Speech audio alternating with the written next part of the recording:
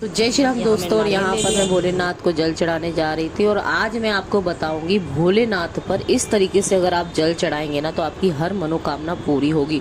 शिव जी को जल चढ़ाने का ये सबसे सही तरीका, चारों तरफ शिवलिंग के आपको पहले जल डालना है, जल धार पर जल चढ़ाना है। वहाँ गणपति जी हैं, उनकी बेटियां हैं, और ऊपर फिर आपको शिव जी पर लगाना है। और लास्ट में थोड़ा जल बचाकर आपको जो ऊपर जलधार लटकी होती है उसमें आपको जो मटकी होती है ना जिसमें से पानी गिरता है शिव जी के ऊपर, उसमें डाल देना है। इस तरीके से आप जल चढ़ाइए।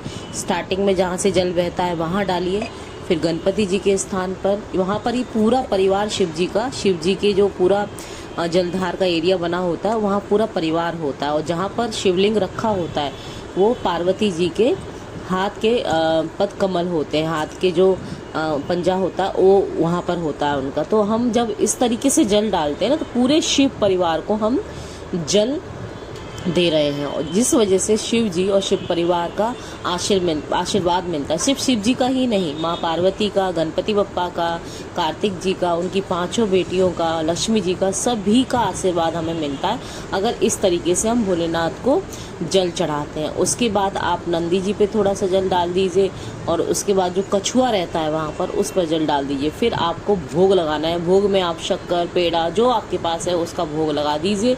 फिर आप दिया जलाइए, दिया जलाकर उनकी आरती कीजिए।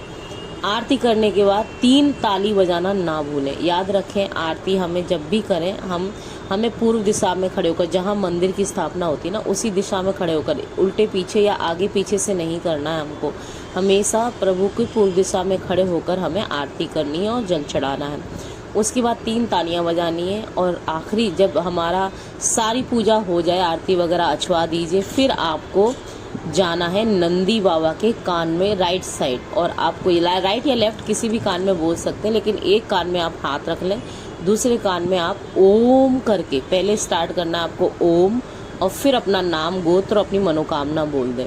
ऐसा आप रेगुलर कीजिए तो आपकी सभी इच्छाएं पूरी होंगी। और इस तरीके से अगर आप भोलेनाथ को जल चढ़ाएंगे तो आपका जल भोलेनाथ तक पहुंचता है, भोलेनाथ प्रसन्न होते हैं। कितने लोग इस तरीके से जल चढ़ाते हैं ज़रूर बताना। और यहाँ मैंने पीपल के पेड़ पर दिया भी जला दिया और हो गई मेरी